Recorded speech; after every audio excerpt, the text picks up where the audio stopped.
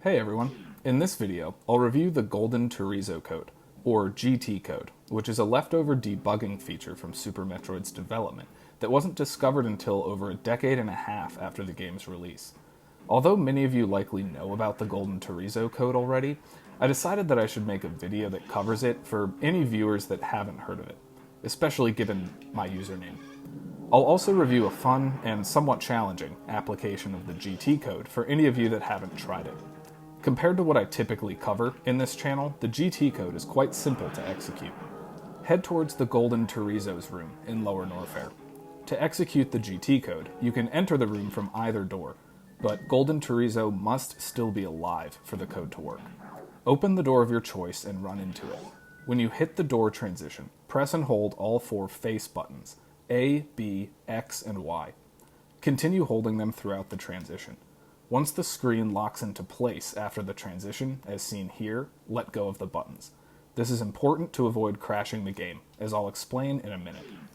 When Golden Torizo's room finishes loading, you'll notice that Samus's energy and ammo counts have changed. The GT code sets Samus's current and maximum possible energy and ammo counts to these values, regardless of what they were before. Additionally, every item in the game, except for Screw Attack, is given to Samus.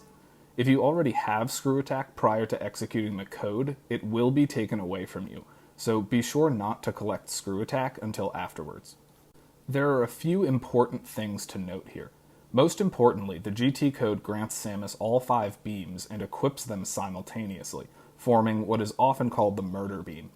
Accidentally firing an uncharged shot will immediately crash the game, and this is why it's important to let go of A, B, X, and Y as soon as the screen locks into place after the door transition. So you should pause the game after the room finishes loading and unequip Spazer. Now just kill the Golden Torizo and collect Screw Attack afterwards.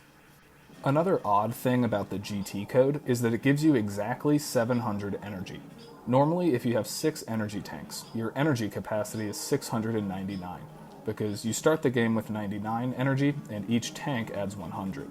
This means that the rightmost energy tank that you see at the top of the screen right now isn't a true energy tank. Its capacity is literally 1 energy unit. Nonetheless, when it comes to your completion percentage at the end of the game, this pseudo-tank does count as another energy tank.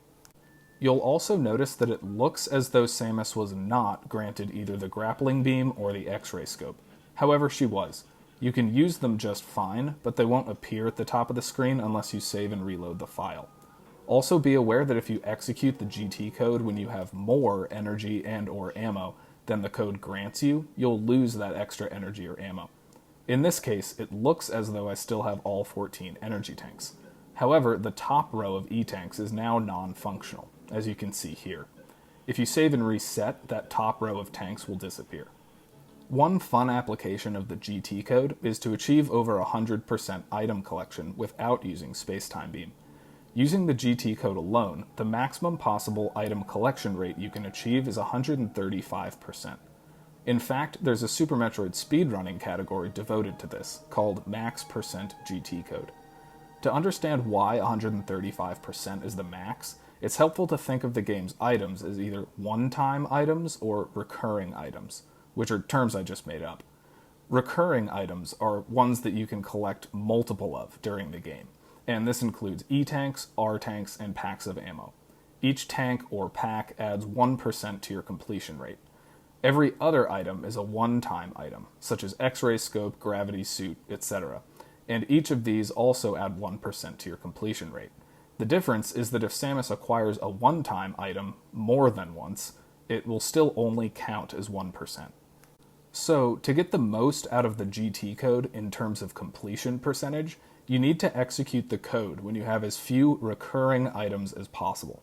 This means having 0 E-tanks, 0 R-tanks, and only 1 pack of each type of ammo.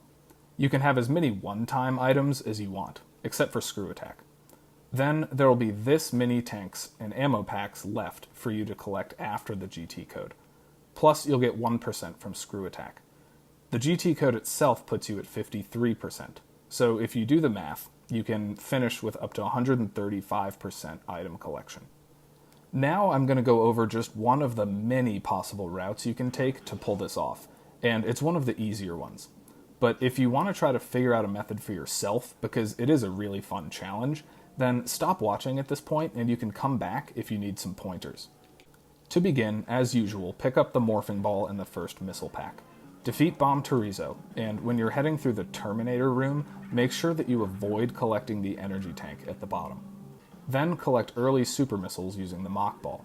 Or if you want to be traditional and or don't know how to mock ball, kill Spore Spawn to get his supers. If you want to make things easier on yourself, collect Charge Beam and Spazer. Proceed to defeat Kraid and acquire Varia Suit. Head into Norfair and collect the high jump boots, while being careful to avoid collecting the E-Tank and the missile pack there. Now work your way over towards Speed Booster and collect it.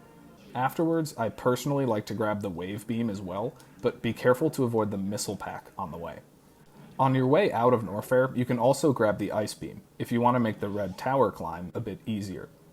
Now grab a pack of Power Bombs. You may know this as the Alpha Power Bomb Room. Afterwards, you're going to want to save.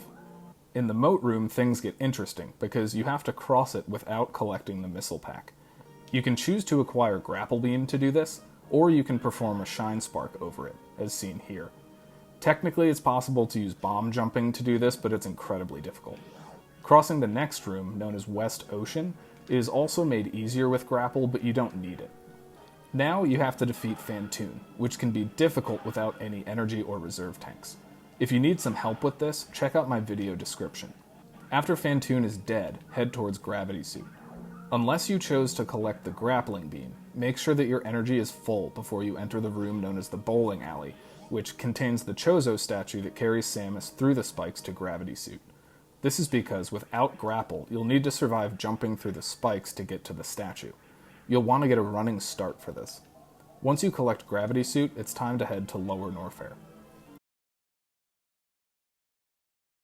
When you reach the Lava Dive room, you may wonder how to get through it without Space Jump. Technically, you could go defeat Dragon to get Space Jump, but that's way too much work. Instead, you can use a trick known as the Gravity Jump. To do this, head to this location in the Lava Dive room.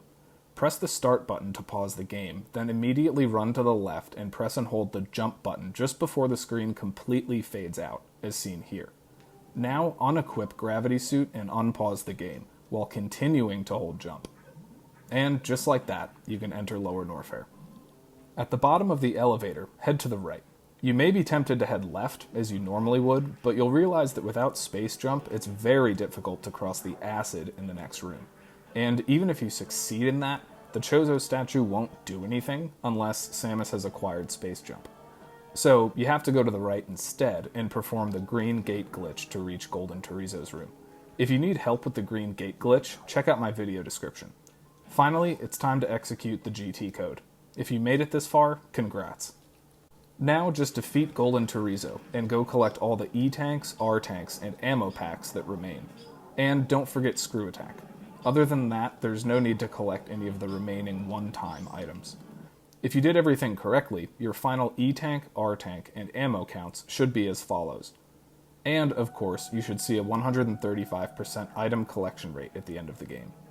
If you'd like to watch the current world record speedrun of the max percent GT code category, which was done by Zost, check out the link in my video description. Not surprisingly, the route that Zost took was much more difficult than what I reviewed here. It's really cool to see. Thanks for watching, everyone, and enjoy the GT code.